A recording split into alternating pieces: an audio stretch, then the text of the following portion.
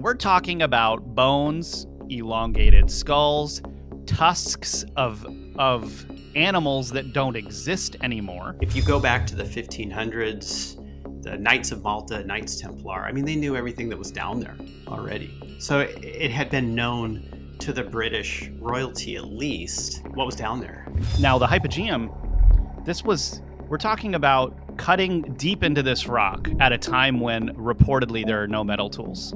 What he was finding were skulls, bones, in the same layers, mixed with dinosaurs, mixed with other creatures that were from our deep past, that the narrative is that humans and other humanoid beings were never around. So he was finding all this evidence of things that were going against what mainstream archaeology has already said.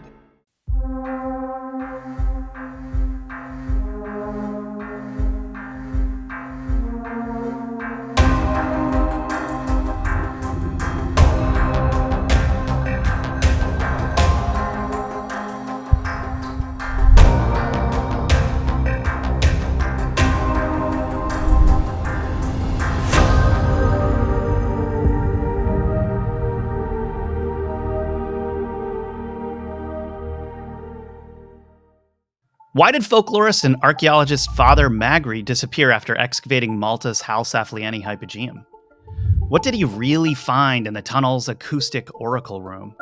Why is it that over time, the number of bones that were once reported to have been found there suddenly decreased by tens of thousands in number?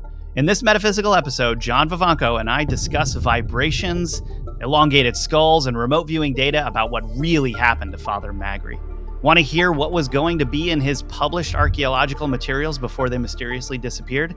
Join John and me, Rob Counts, for a metaphysical show that's out of this world. If you're listening to the Metaphysical Podcast on Spotify, Apple Podcasts, or elsewhere, leave us a 5-star rating and review to help us reach even more people. It really helps. Remember, you got to like, follow, and subscribe on YouTube, Rumble, Ganjing World, Twitter, and Facebook to keep up to date with the next one, so don't miss it. John, how you doing? Hey, good. How are you? Good. I have Malta fever. Is that what's Malta fever? You ever heard of it? No, I haven't. It's actually a thing, Malta fever. So I found this like before the show that there is this thing called brucellosis. And it's also called Malta fever, Mediterranean fever, or undulant fever. Huh. And it's this infectious disease of humans and domesticated animals. And I love the way they describe this here. An insidious onset of fever, chills, sweats, weakness, pains, and aches, all of which resolve within 3 to 6 months. That's a long time. What the heck? It comes from, get this, drinking unpasteurized goat's milk. There's so many goats all over Malta. People are probably just like, drinking straight out of the udder. I don't know. And then they're undulant fever. Yeah.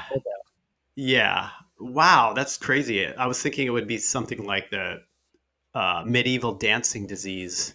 What was that? What was the that dancing plague? The dancing plague. Dancing plague. That's why I thought you were going with this. I was just going to start dancing around. It's funny that you mentioned that because I was just talking about this yesterday. We actually have a whole series on Rise TV about plagues, and the dancing plague of 1518 is by far the most mysterious plague out there. I mean, uncontrollable dancing. That's something we've got to remote view. Absolutely, 100% for sure. We should. Let's get into an episode on this sometime, because plagues in general are a very strange thing, especially when you get into some of the plagues, like the biblical plagues and stuff like that. And then the dancing plague, like, we got to find out what's going on with that thing. Yeah, we got to find out. Yeah. What really MK Ultra? So strange. I mean, it just took over. What was it? Strasbourg in 1518. Right. Like one day somebody just starts dancing, everyone just goes nuts, uncontrollable. They're having heart attacks, they're having strokes from dancing so hard for days on end. Right. I've never heard of that happening at any other time in history. Like, No. yeah, That was super it's weird. a unique thing to history, like, and then, of course, what drives me crazy sometimes about history is, like, anything that they don't know the answer to, they blame it on bergamot fever. It's like The fungus, mushroom right? a Bergamot's a fungus. fungus, right? Fungus got into people's heads and, like, the Salem witch trials, they start blaming it Right. like, people seeing stuff on bergamot or whatever, you know? I it's Isn't that like LSD? well, they Is that's what they LSD claim. synthesized from that fungus? They claim that there is hallucinogenic properties to this bergamot, but have you ever heard of that in modern times that people are just like snorting bergamot and getting high off of No, it? Like the no. likelihood of that is very low. Like it's seriously like a a grab in the Right, dark for right, something to explain away history's right, mysteries. right. History's Yeah, mysteries should be a t-shirt, by the way. But today we're not going to be talking about plagues. We're not going to be talking about Malta fever. We're going to be getting into the details of the Hal Saflieni Hypogeum, its yeah. discovery, the oracle room therein, which is very mysterious, and the strange death of Manuel Magri, who was the local priest and archaeological excavator of the Hypogeum when it was first found in 1902 into 1904 or whatever it was. Very strange. So we'll get into a little bit of these details here. The Hypogeum is obviously a quote unquote problematic archaeological site. This whole problematic archaeological site thing is funny. It's a really funny way to put it because the only way it's problematic is because it doesn't fit into Correct. current notions, really. Exactly. And Anything they that do. They call it a problematic site. or and things that don't fit into those current narratives are referred to as problematica. They're put into the bucket and then they're not touched or ostracized for not fitting into whatever that narrative is. And then we humans are kept very sleepy and in the dark about what's really going on. Yeah. Yeah. This is the case. This is the case. It's, you know, I think about the whole idea that pushed people away. Well, it was this sort of social engineering that took a couple generations to move people away from the notion of the giants who used to roam the earth. And you can see now how that is treated in such a laughable manner. Like, for anybody to suggest that giants existed on this planet is absolute hilarity, right? Because it took about two generations to get it to that. And now it's like the job is done. They don't even have to like go after people who are uncovering this kind of stuff in a sense, right? Because it's just done. They finished. They completed the operation. It's just fascinating how this works, and you know you can see that in modern culture where ideas are squish, squish, squish, squish, squish, and you get about two generations, especially for the younger people, and they will just no longer accept it, and so they're creating a consensus reality. It's really interesting how that works, which is something that we have to do at one point, go into just a whole episode on these types of techniques and what they result in. I would love that. Yeah, The propaganda um, and apparatus is just way beyond what people are aware of. The yeah, I mean, there are books written about this stuff out there. It's all public information on how even PR works and where PR came from and how PR was actually extracted from propaganda campaigns that were being done in communist Russia, right. and even the Nazis, like how they were using propaganda and all of this stuff. I mean, this stuff all developed at the same time, like turn of the century into the 1900s. You've just got the snake oil. Like, this is where snake oil came from. Right. I Right. mean, it's an amazing history. Not a lot of people know about it, and I think we should go into that at some point. It would, Yeah. and maybe even view some things that, like, on how this works and how society now is being controlled by these things, just to educate people. Yeah, Uh, absolutely. it's Yeah. sad. It's actually really sad. Actually, that's the purpose of this show. Is not to, in a very indirect way, just bring up mysteries that none of us can explain, just so that it's okay to talk about it. I don't Right. feel like we should have a society where talking about these things is as criticized or ostracized. Just to have a conversation. Like, some of the Yeah. most interesting conversations you can have are with people who've seen things they can't explain, Yeah. and Yeah. they open up to you about them. Yeah. Right. Yeah. It's like, why not? Like, why should we believe that we know everything? It's ridiculous. It's ridiculous that humans would even position themselves that way. You know.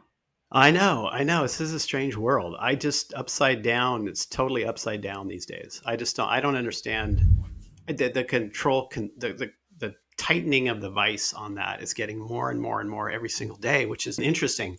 When it wasn't that way. I mean, even grassroots groups are formed to act as a place that people can go to in order to express these, but they're ultimately formed by those that want the It's taking them yeah. over to obliterate it, right? And I've seen this happen so many times. Even groups of people who form grassroots, like organically for real, will become infiltrated and turned towards, because they have literally infinite amount of funding, and anything that goes against their world narrative. I mean, look, we're the cattle on the planet, is when you get right down to it. It's sad. It's a sad thing, but if you really look at it, we are that. We're just supposed to stay in our boxes.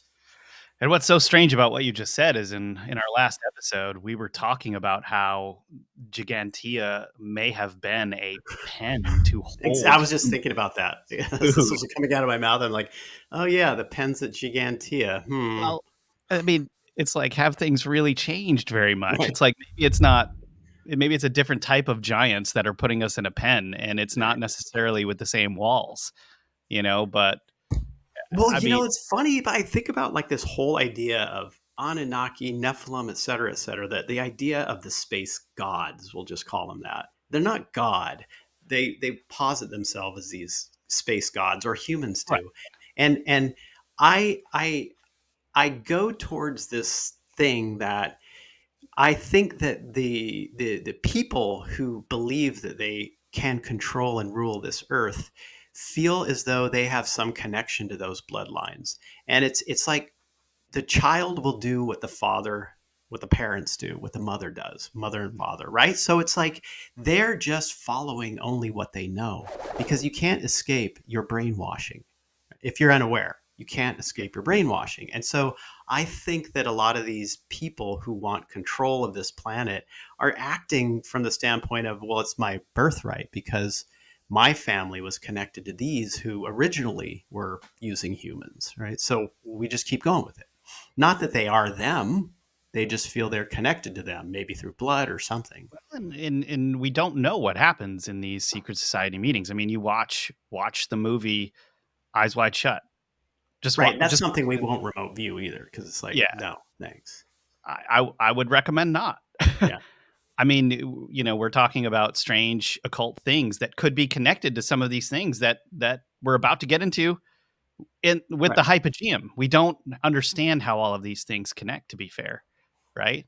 Eyes Wide Shut was Stanley Kubrick's last movie. He died shortly after, and some believe that it was because he produced this movie in the first place that he was he slipped silently into the night, so to speak. Right. Right. Yep. Yep. I Very haven't strange. watched it. I haven't watched it. I need to watch it. I just don't like Oh, watching that stuff. you should. Yeah. From what I understand, some of the most sensitive scenes were taken out, but it was definitely enough to make the point. And Right. there have been whistleblower claims that things are very similar to this in some of these strange meetings in different areas. But back to the Hypogeum. This Hypogeum was an incredible find at the time. It was found in 1902. It was carved into the rock of the island, which is a very a specific type of limestone. And what's weird is this, as we discussed in our last episode, this lower coralline limestone has a very high amount of crystal in it, and it's almost impermeable, meaning it just doesn't weather away. It's very difficult, and it's very heavy. Uh, and when we get to the Oracle Room, this could actually explain why the acoustics in the Oracle Room are so incredible. It's a very special type of limestone. Now the Hypogeum, this was we're talking about cutting deep into this rock at a time when reportedly there are no metal tools. How did that Right. happen? Well, I think they said they used deer antlers. You go look at the Hypogeum, Yeah. and with a straight face, tell me that you dug that deep with deer antlers. Yeah. That's what they say. It was done with deer antlers, That would have taken millions of years. and it wouldn't Like, look like that. it It would would not it would look just like look that. janky. It would look like you carved it with deer antlers, like Yeah. really Exactly. shitty. Yeah. So yeah, and there were bones everywhere. Now, okay, these guys basically uncover this this area. It's a construction group. Okay, they're they're doing a job. It's most likely a residential job because the entire area around the Hypogeum at the time was a residential area, meaning they were building all over these tunnels. This construction crew is hired. It's 1902. They start digging. All of a sudden, a hole collapses on the top of the Hypogeum. A few dudes fall in. A few of the construction workers fall in. Now, this is where it gets really interesting. Is they fall in and then they make a pact not to say anything about what they found. Now, most people think that, okay, it's going to slow the job down. They're going to lose work. They're not going to be able to feed their families. That's legitimate because, when you have a construction job, if something like that comes up, you tell the authorities and it gets slowed down, no one cares about the construction workers.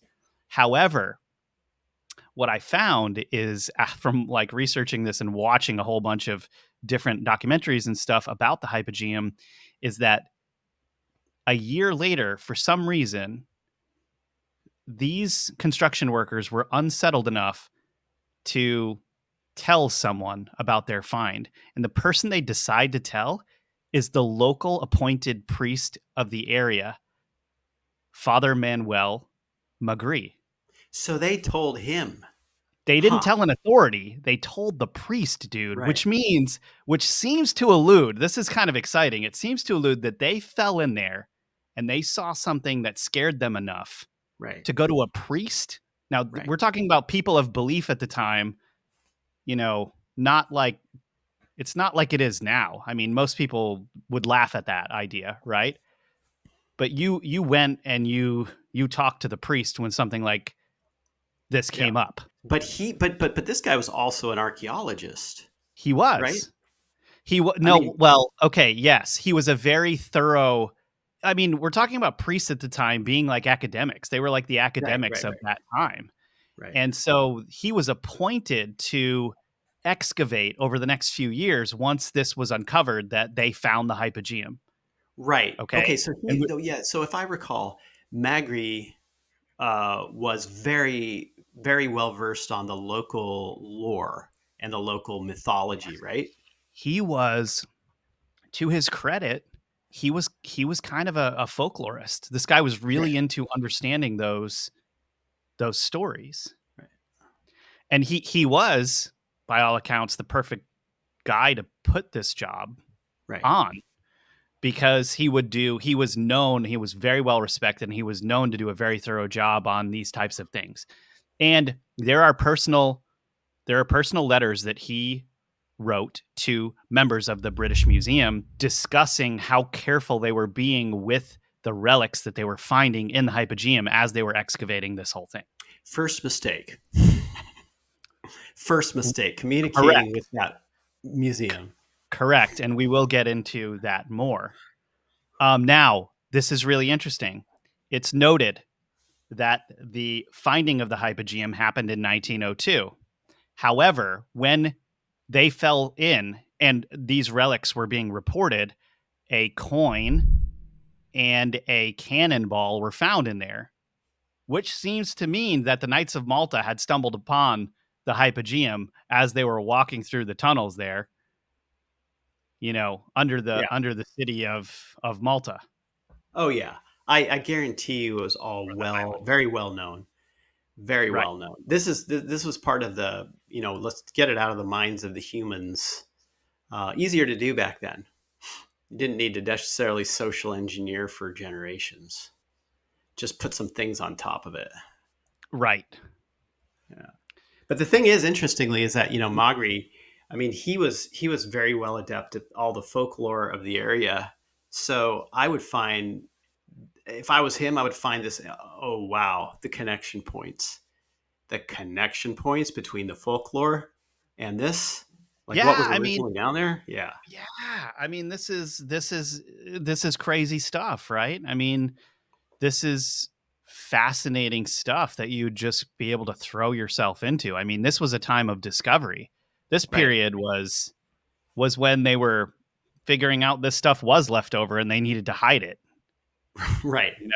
right. Well, wasn't there an earlier claim that the British? Uh, what was this one? Do you know this one? It was an earlier claim that the British had buried some of the tunnels, right? Yes. Well, So, yes, and we will get into that in the right, next episode on the missing children who disappeared into the Hypogeum. that one, But right? in the Yeah, 1940, just to kind of finish what you were saying, the 1940 National Geographic article alludes to an entire group of children getting lost. And after that, the British actually closed or filled in a bunch of the entrances to the tunnels that could be accessed at different points of the island to basically travel anywhere you wanted on the island. well, here's the thing though, too, is that, we're talking like if you go back to the 1500s, the Knights of Malta, Knights Templar, I mean, they knew everything that was down there already. So it had been known to the British royalty, at least, what was down there. Absolutely, It must 100%. have.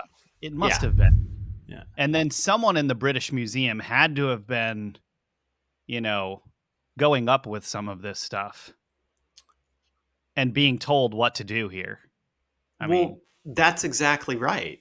That's exactly right, because I mean, like, his first problem was getting connected with the British in this, which he really didn't have much of a choice in going through the British Museum, because they're the ones ultimately in control of the whole situation.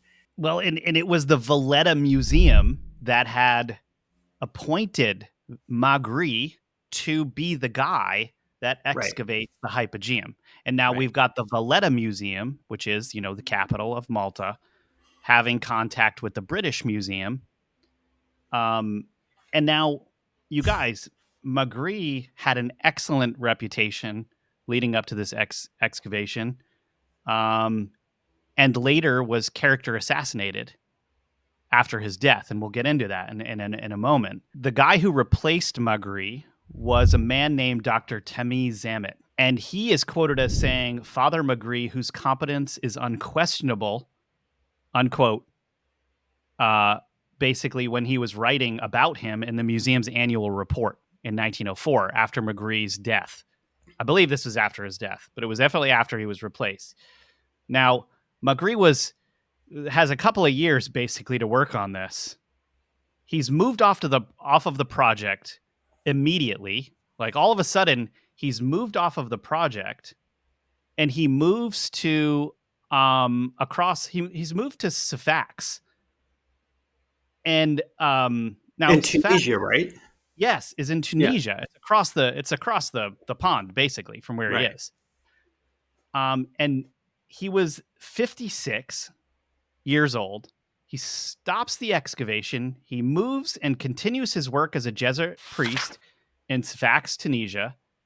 And an extremely short while later, like days into that appointment, on Good Friday, he dies. He's like gonzo, right? Now look how close that is to Malta. That's just across the Right. pond. Right.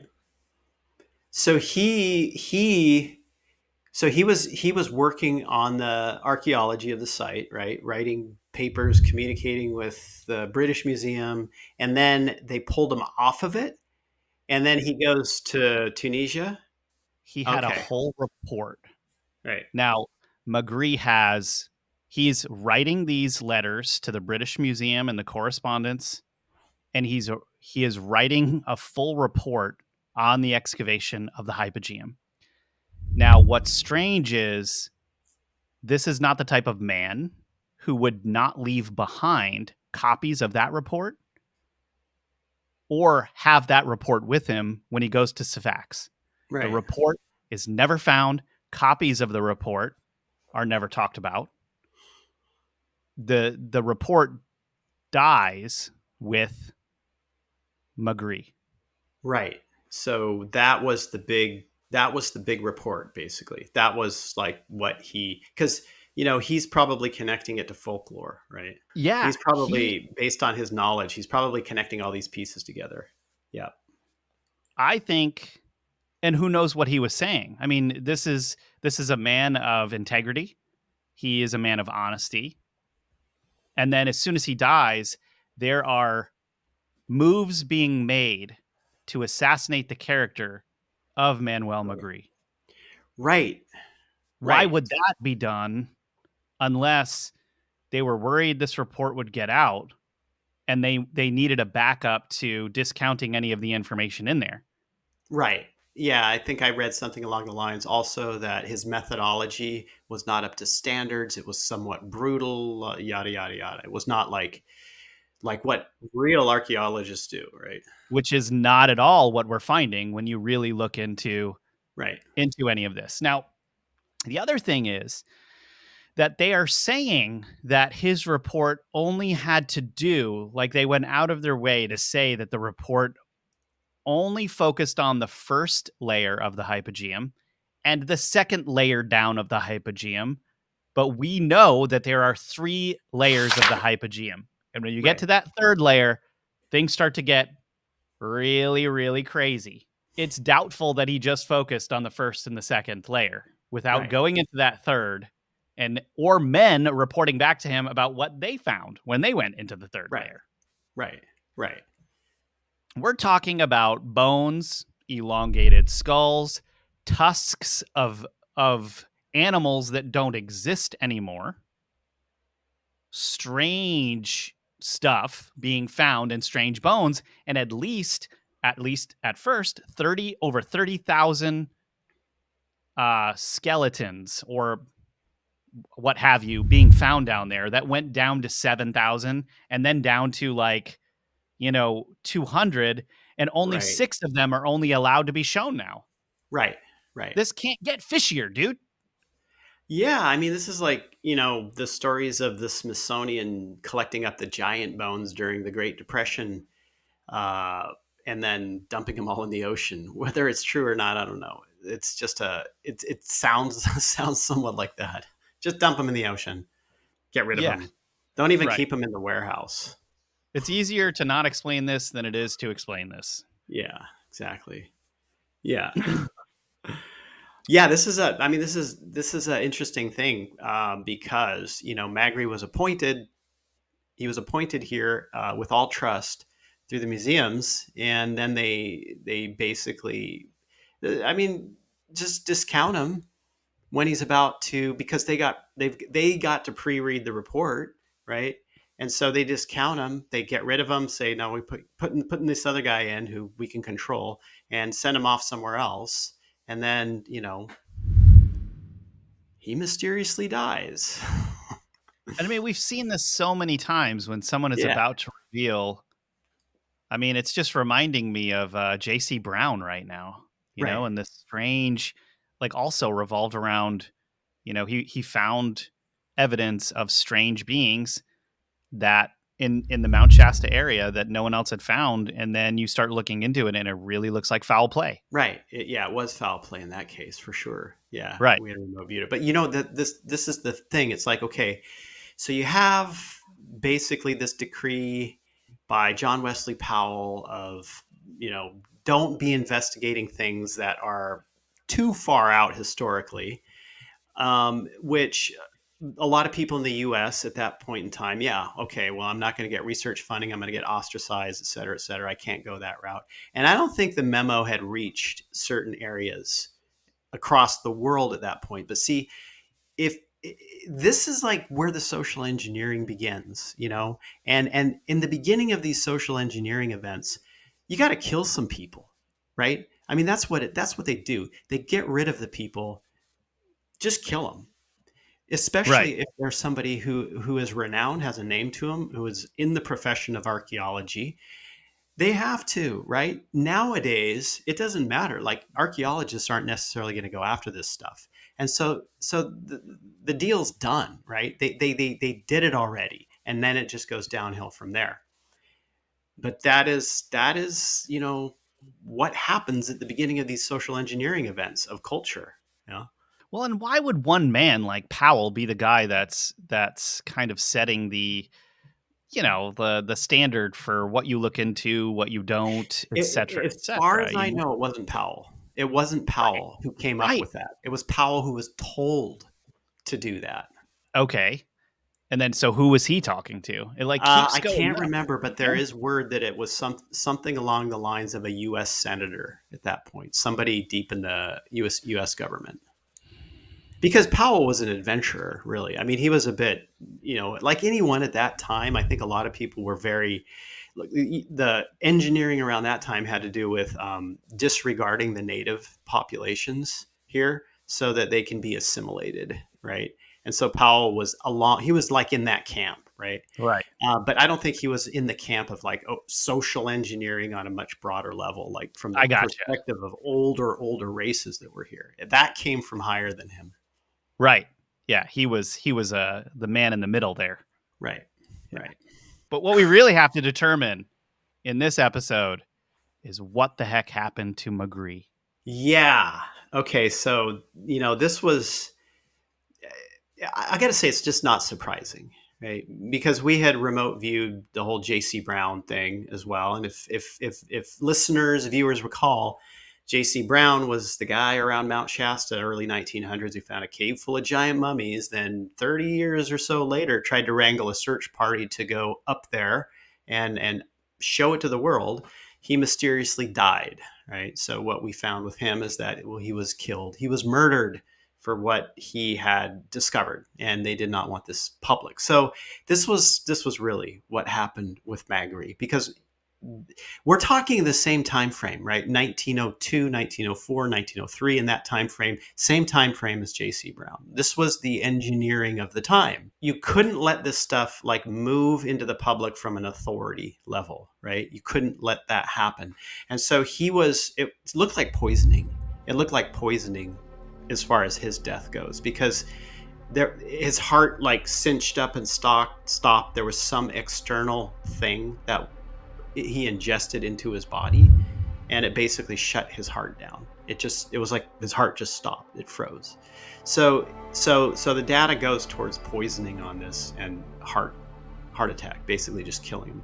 His whole paper, okay, let me back up a bit. As far as like how he researched, how he went across on the archaeology side, down in the Hypogeum and below, was very, very meticulous, very, very much layer by layer in a very careful manner. Now, when he got in there, and it was like a forensic analysis, he was doing a very detailed forensic analysis on every single thing that he found. When you hear some of these things come out in the public about pottery shards and this and that, no, it's not pottery shards. What a lot of the bones were displaying, there were a lot of different bones down there. What a lot of the bones were displaying were bite marks that looked like molars, right? That were like, well, is this cannibalism? We don't know what's going on here, right? Because a lot of the bones were tossed in there from the perspective of feeding something, right? We've got the pens at Gigantia, we've got things underground. Hey, giants lived in the underground world, right? They were eating humans. So we've got human bones there that are showing evidence of being eaten. We've got one thing that he was finding were a lot of them in really bad shape were the large elongated skulls, which he couldn't place towards being human at all, or like manipulation of the cavity. It wasn't anything like that because it didn't have the hallmarks like the sagittal suture. So these things were larger as well. So he was finding those. And then down on the deeper layers, what he was finding were skulls, bones, in the same layers, mixed with dinosaurs, mixed with other creatures that were from our deep past, that the narrative is that humans and other humanoid beings were never around, right? So so he was finding all this evidence of things that were going against what mainstream archaeology has already said and the museums have said. It wasn't that he necessarily came to conclusions. I think the one conclusion that he probably came to was taking the Gigantia story of the giant woman and going, this is real. And so this is the kind of stuff that made it into his report, right? And so he sends that off to the British Museum, and they're like, no, this is not going to happen. Yeah, this is not going to happen. Just get him off of it, bury the report, get everything that he's got, put in the guy that we know, and just cover this stuff up. So he, because he knew so much about the folklore, he was able to connect all of the pieces that he knew about not just Malta, but Greece and Italy and Libya and the whole area. I mean, at first he was looking for connections that were closer, that were more local in time to him. And of course, some of those he found, some of those he didn't find. But when it got beyond these time frames, there was nothing he can do except write it down and investigate it and raise the questions and go to his folklore, right? The really weird folklore. And that's what he did. And because he was an archaeologist, somewhat renowned, a very respectable person, they didn't want that out. They couldn't have that go out. And it was easy to shut him up because the church would just reestablish him somewhere else. Nope. Jesuit priests. Yeah, you go that way. Jesuits move around all the time. That's the mission. Right. We've got a new mission for you. Yeah, exactly. Lindsay asked what some of these stories about giants were. The Gigantia is speculated to have been built by a giant named Sansuna, who built the temple as a sort of celebration of her newborn child that was with a human. No, I take that temple to be built as the holding pen of food for her child.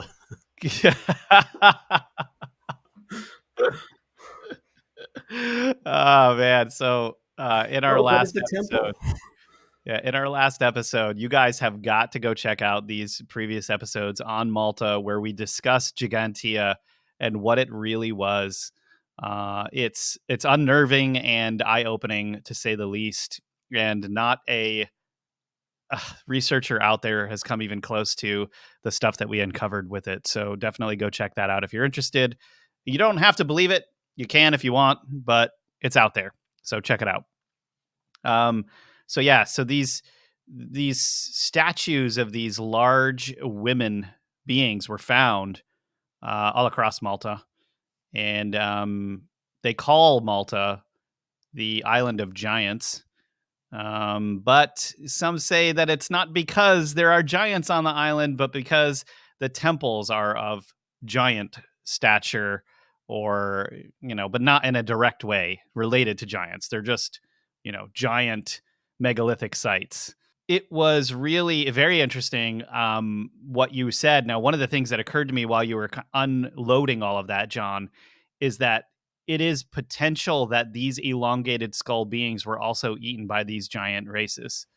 Yeah, there was a mix down there, right? And I mean, with remote viewing, we can't really tell was like who it was that was eaten. Whatever. It's like difficult to get very, very detailed on a lot of this stuff. So we get this sort of high level thing, a mix of different beings from the long-headed Well, geez, I mean, look at this. The Greeks even have the myth of the troglodyte, right, which comes Wait, from what's ancient that? Greece.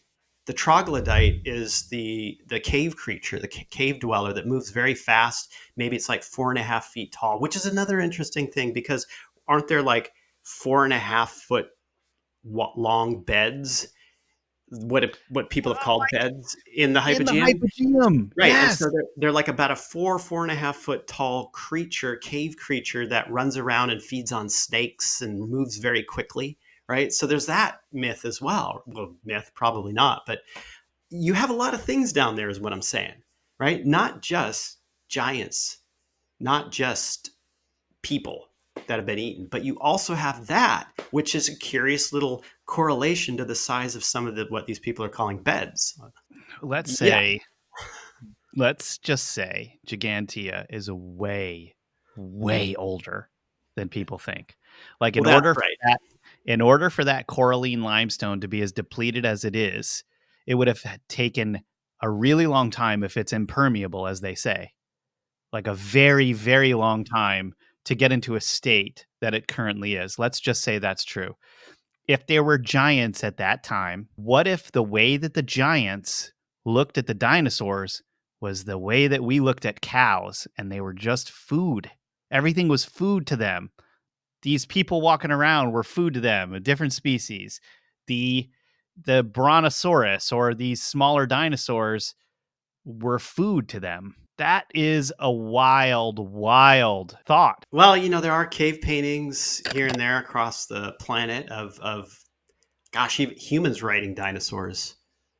Like humans on top of dinosaurs, humans with dinosaurs, coming from ancient cultures. So yeah. Okay, my mind is pretty blown here, and we have not even blown the doors, so to speak, off of the Hypogeum yet, because there is a whole lot more that we have to cover, including this 1940 article by National Geographic, a group of 30 or more children that went missing pre World War II, and then a very refined woman's story of her experience in the Hypogeum named Lois Jessup, which is going to completely blow your minds and add an entirely new dimension to this story and might even change like what you think about the entire world. It's that crazy. So if you like what you're seeing, please definitely comment below. Let us know what you think. Let us know what else you'd like us to talk about.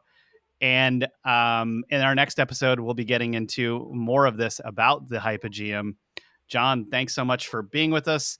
And for those of you at home, we hope you thought this episode was as out of this world as we did.